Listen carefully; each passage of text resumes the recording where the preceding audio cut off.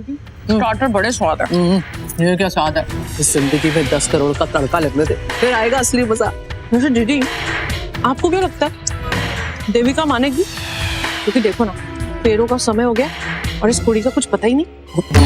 10 करोड़ का मामला है, सोचने में थोड़ा टाइम तो लगेगा, पर हमने भी जो शर्त रखी है ना, उसके आगे उसे मानना ही पड़ेगा।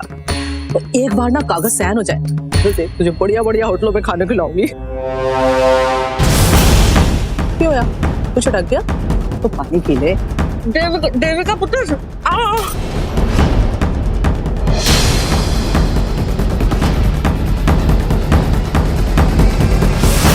हाँ पुत्र जी, तो आप भी कुछ खा लो। नहीं आंटी जी, थैंक यू।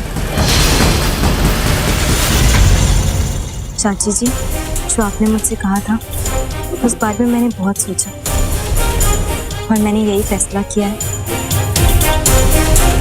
कि मैं तैयार हूँ। मैं अपनी प्रॉपर्टी साक्षी और मोंटी के नाम कर दूंगी।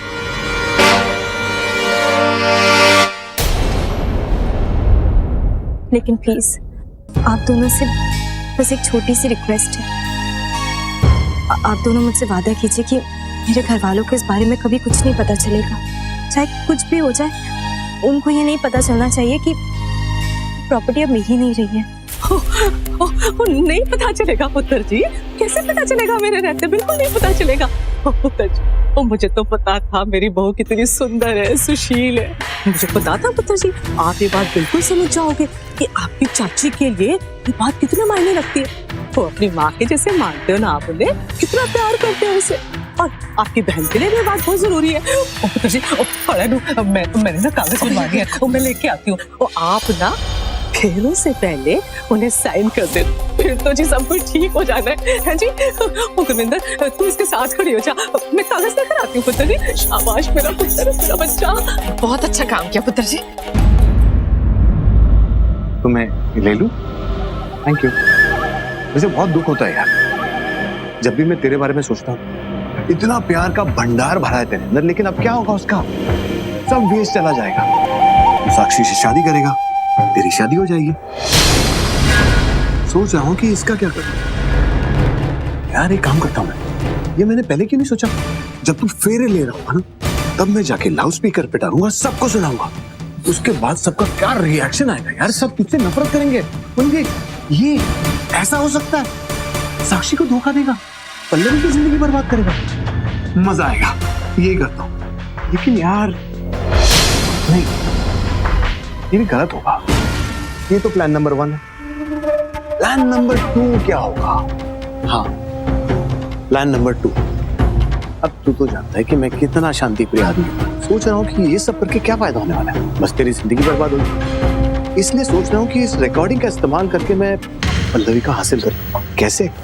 बताता हूँ ना। जिस तरह से तूने प्यार का इजहार किया, मैं भी सेम टू सेम उसी तरह इजहार करूंगा। सोच पल्लवी पे उसका क्या असर होगा। तुझे तो पता है बेचारी कितनी भोली वाली है, दिल की सच्ची है। इस तरह से मेरे प्यार का इजहार सुन के मुझे यकीन है कि मेरे बाहों में आ जाएगी। जन्नत मेरे बाहों में आ जाएगी। साजिद, अगर तूने पल्लवी के बारे में आवाज नीचे, चूहे का दिल रखने वाला शेर की तरह दहाड़ रहा है। एक काम कर, जोर से चिल्ला। तार मैं करूं तेरे लिए? मैं चिल्लाऊं, सबको बुलाऊं, उसके बाद क्या होगा? सब यहाँ जाएंगे, फिर हंगामा होगा। उसके बाद क्या होगा? अरे मेरा तो रास्ता क्लियर हो जाएगा ना। पल्लवी मुझे मिल जाएगी मुझे। मैं ये शादी नहीं कर सकता। क्यों? मैं ये शादी नहीं कर सकता। कहने को तो कुर्बानी दे रहा हूँ ना, लेकिन इसके साथ धोखा ही कर रहा हूँ ना मैं।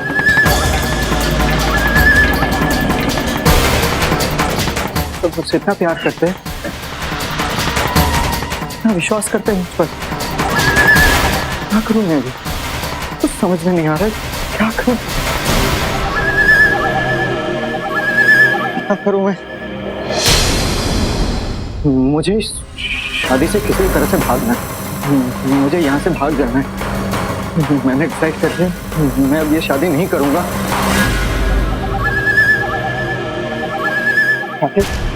तुम मेरी मदद कर सकते हो? मैं ये शादी नहीं कर सकता।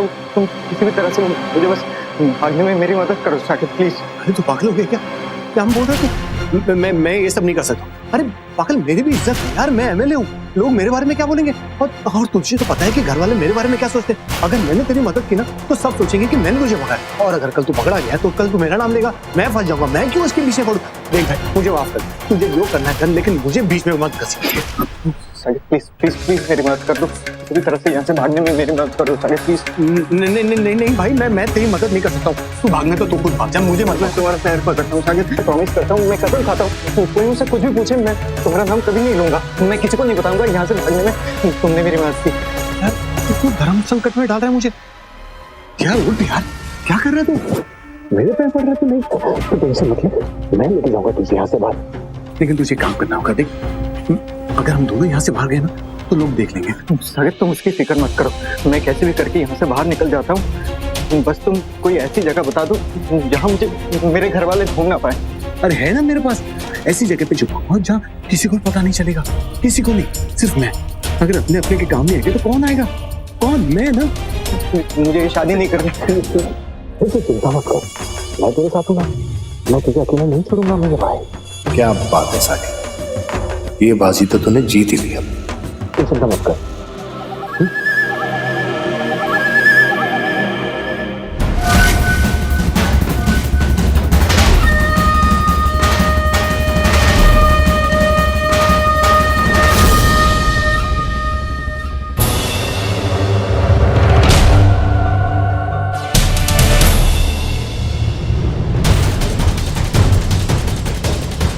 तो यहाँ पर वो मोबाइल का नेटवर्क नहीं लग रहा था, इसलिए यहाँ गया। तुम्हें तो पता है कि मोबाइल का नेटवर्क कैसा हो, कहीं भी नहीं लगता।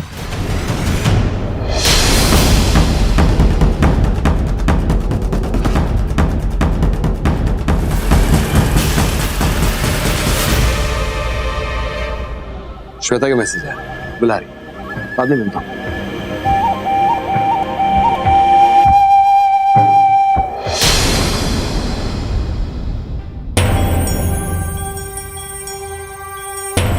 जीजू, आप यहाँ क्या कर रहे हो? साक्षी को ढूंढ रहे हो? वो मैं बस यहीं से जा रहा था। पल्लवी, ऐसा क्यों लग रहा है जैसे जीजू की कोई चोरी पकड़ी गई है? मुझे भी कुछ ऐसे लगता है। क्या बात है जीजू, कहाँ भागे जा रहे हो? नहीं, वो मैं बस ऐसे ही जा रहा था। अब बनो मत जीजू, अब जबकि हमने देख लिया है कि आप साक्षी के रूम की तरफ जा रहे हो, हमें उल्लू बना रहे हो। मैं तो बस यूं ही जा रहा था। लगता है जीजू साक्षी देख के प्यार में कुछ ज्यादा ही खो गए हैं। मोंटी जीजू का तो हक बनता है कि वो साक्षी से इतना प्यार करे। काश कि मैं तुम्हें बता पाता कि मैं साक्षी से नहीं तुमसे प्यार करता हूँ पल्लवी, और इसलिए मैं यहाँ से भाग जाने का फैसला लिया। जीजू कहाँ खो गए? कहीं नहीं। पल्लवी, अब चलना यार यहाँ से, जाने देना जीजू को जहाँ जा रहे हैं, चलो। All the best.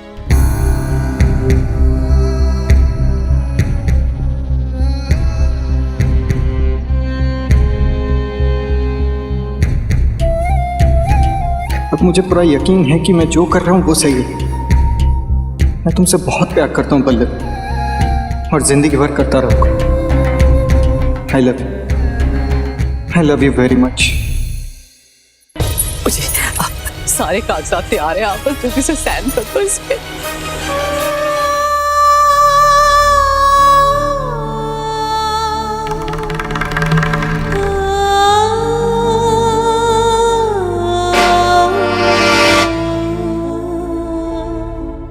लाडू, तू यहाँ क्या कर रही? और ये कौन से कागजात है तुम्हारे पास? जो रजिस्ट्री वाले पेपर मैंने तेरे पास भिजवाए थे, वो तुमने संभाल के रखे हैं कि नहीं? तो फिर ये क्या है?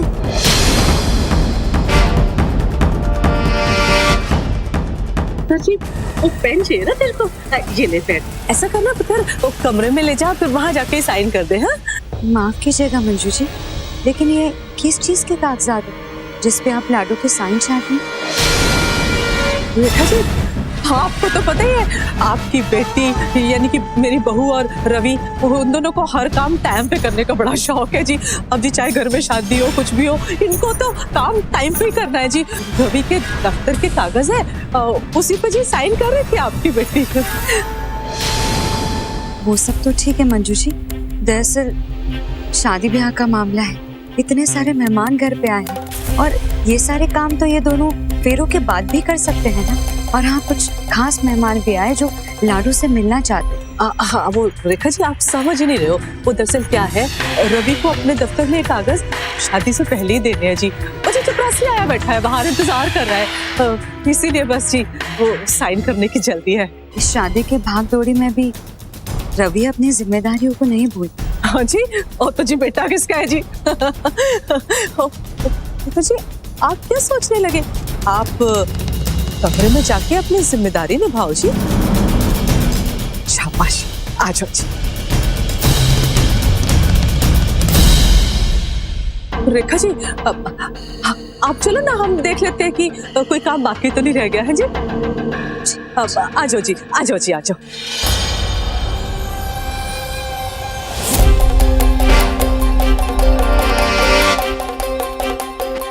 रेखा जी, मुझे पंडित जी आपको बुला रहे हैं, पता नहीं क्या क्या सामान मांग रहे हैं, आप देख लो जी, मुझे तो समझ ही नहीं आ रहा। हाँ, आ जाओ जी, आ जाओ।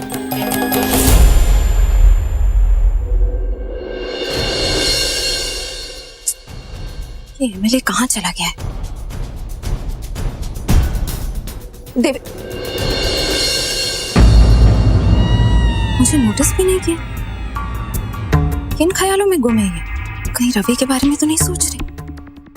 वहां रवि भी अपने ख्यालों में गुम था। ये हो क्या रहा है? यही सब देखने के लिए उस एमएलए ने मुझे यहाँ बुलाया था। आज मेरे सामने आ जाए फिर बताती। ओह, मिस लूथरा यहाँ पे? अच्छा मिल गई, ये मेरी मदद कर सकती है। तुम कहाँ थे इतनी देर से? तुम यही था। क्यों, क्या हुआ? देखो, तुम ऑलरेडी मेरा बहुत टाइम वेस्ट कर चुके हो। अब सीधे सीधे बताओ मुझे यहाँ इस शादी पर क्यों बुलाया? प्लान क्या है तुम्हारा? अरे मिस लूथरा, सब्र कीजिए। आपने सुना नहीं हो कहावत, सब्र का फल मीठा होता है, ये फल भी मीठा होगा। मुझे ना तुम्हारी इस बकवास में कोई इंटरेस्ट नहीं है। अब मुझे सीधे सीधे बताओ तुमने मुझे यहाँ बुलाया क्यों? मिस लूथरा, मैं बकवास नहीं कर रहा हूँ, बस मैं अपने प्लान का दूसरा दांव खेलने जा रहा हूँ। उसके बाद हमारी प्रॉब्लम खत्म और उनकी शुरू। नहीं समझे? अब वो बाद में समझाता हूँ। मेरे काम करो, अगर किसी ने मेरे बारे में पूछा ना तो आप कहना कि यही था, जब भी पूछे। हाँ वो तो ठीक है, लेकिन तुम्हें कितनी देर लगेगी वापस आने? अब यूं गया और यूं आया, अब चिंता मत कीजिए। चिंता मुझे नहीं, तुम्हें करनी चाहिए, क्योंकि अगर तुम्हारा ये प्लान फ्लॉप हो गया तो पॉलिटिक्स में तुम्हारा करियर खत्म। और तुम्हें तो याद होगा, इलेक्शंस आने वाले। मिस लूथरा, बड़ी बात नहीं कर रहा हूँ मैं, बस एक काम हो जाने दो, उसके बाद आपको ऐसे नजारा दिखाऊंगा कि आप बस देखती रह जाओ। आप खुद मुझे मिनिस्टर बनाओगी।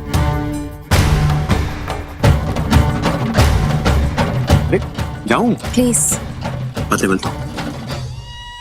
इसकी बातों से तो लग रहा है कि ये डेफिनेटली कुछ बड़ा करने वाला है, लेकिन ये जो भी करेगा उससे मेरा क्या फायदा हो?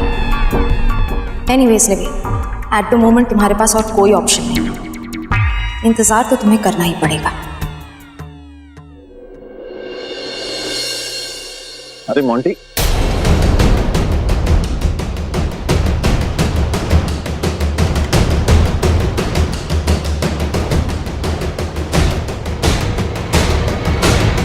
इस टाइम पर तो कहाँ जा रहा है? क्या हुआ? ये तो ठीक है मोंटी, तुझे पसीना क्यों आ रहा है? तू नर्वस क्यों हो रहा है मोंटी? अब समझ में आया, लास्ट मिनट टेंशन हो रही है। अरे अक्सर ऐसा होता है शादी से पहले, लेकिन तू चिंता मत कर मोंटी, शादी के बाद बिल्कुल ठीक हो जाएगा। और शादी के बाद जिंदगी एकदम सुकून की हो जाती है, मालूम है? मोंटी तू जानता है, मुझे तुझ पर फक्र है। I am really proud of you. इतनी बड़ी मुश्किल तेरी जिंदगी में आई और तूने हैंडल किया कितने अच्छे से। और एक कदम जो तूने उठाया है ना मोंटी, ये कदम तेरे और साक्षी के लिए बिल्कुल सही है। इस शादी से दोनों परिवार और भी करीब आ जाएंगे। तूने हम सबको बहुत खुशियां दी हैं, बहुत खुशियां। और मुझे पूरा यकीन है कि तू साक्षी को भी वही प्यार देगा जो वो डिजर्व करती है। जरा सोच मोंटी, एक लड़की अपने परिवार को छोड़कर, अपने माँ बाप को छोड़कर ससुराल में आती है, अनजान लोगों के बीच में आती है। किसके सहारे? अपने पति के सहारे। और अपने पति से वो एक ही उम्मीद करती है कि उसका पति उसे ढेर सारी खुशियां दे, ताकि वो अपने परिवार से बिछड़ने का दुख भूल जाए, अपने परिवार को भूल जाए।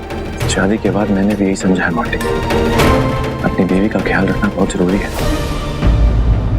ये फिर मोंटी के पास पहुंच गया। मोंटी जज्बात में आकर अपना इरादा ना बदलते। चला के ले लगे। और मोंटी, मुझे पूरा यकीन है कि तू जो भी करेगा बिल्कुल सही करेगा। ये रवि और मोंटी यहाँ पर क्या कर रहे हैं? और तुम बिल्कुल चिंता मत करना, तेरा भाई हमेशा तेरे साथ खड़ा है, तेरी हेल्प के लिए। ओके?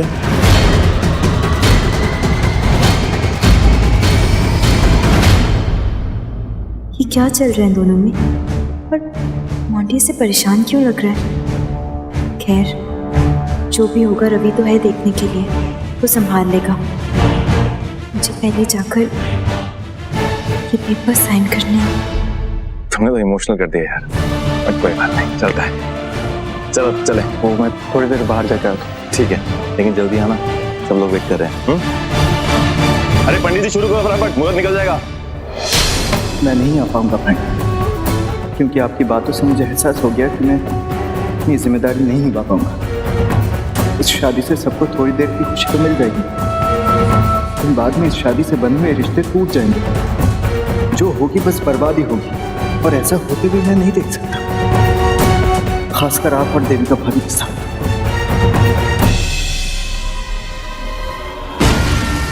पता नहीं है मोंटी आएगा कि भी नहीं। अगर रवि ने उसे परिवार की पट्टी पढ़ा दी तो मोंटी है ही वो तो रहा। नहीं, ऐसा नहीं हो सकता। बड़ी मुश्किल से पकड़ में आए, पर 2 मिनट में बाहर नहीं आया, अंदर जाके खींच कर बाहर लाऊंगा उसे। वो मेरा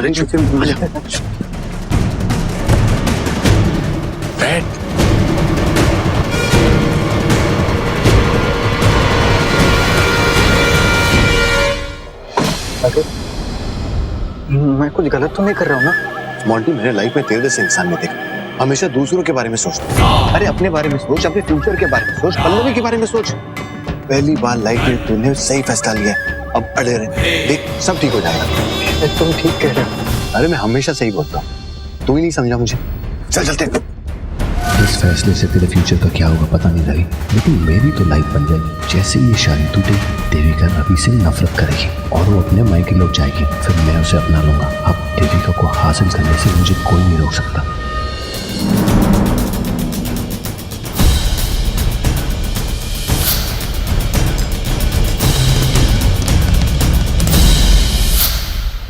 रवि और मोंटी का सीरियसली क्या बात कर रहे थे? ऐसा लग रहा था जैसे मोंटी किसी बात को लेकर बहुत परेशान हो और रवि उसको समझा रहा हो कुछ। लेकिन शादी से पहले ऐसा क्या हो सकता है?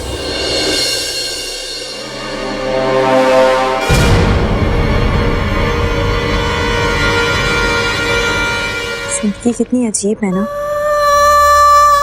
एक पल में लगता है कि जैसे सारी खुशियां मिल गई हैं, सारे सपने पूरे हो गए, और दूसरी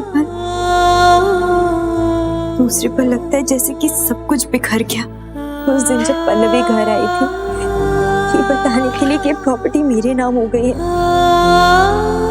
तो मुझे ऐसा लगा था जैसे कि सब ठीक हो गया, अपनी माँ का बरसों पुराना सपना मैं पूरा कर पाऊंगी। लेकिन चाची ने मेरे सामने जैसे ही ये शर्त रखी, मेरे सारे सपने टूटकर बिखर गए, और अब शायद मैं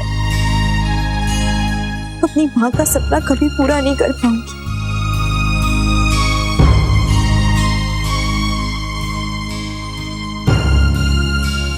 प्लीज अम्बे माँ, मुझे माफ कर देना कि मैं अपनी माँ का अधूरा सपना अब कभी पूरा नहीं कर पाऊंगी। मुझे पूरा यकीन है माँ आप जहाँ पर भी होगी ना और मुझे देख रही होगी, आप जरूर समझ जाओगी मेरी क्या मजबूरी थी, मुझे ऐसा क्यों करना पड़ रहा है? बस एक साइन और ये सब कुछ मुझसे छिन जाएगा।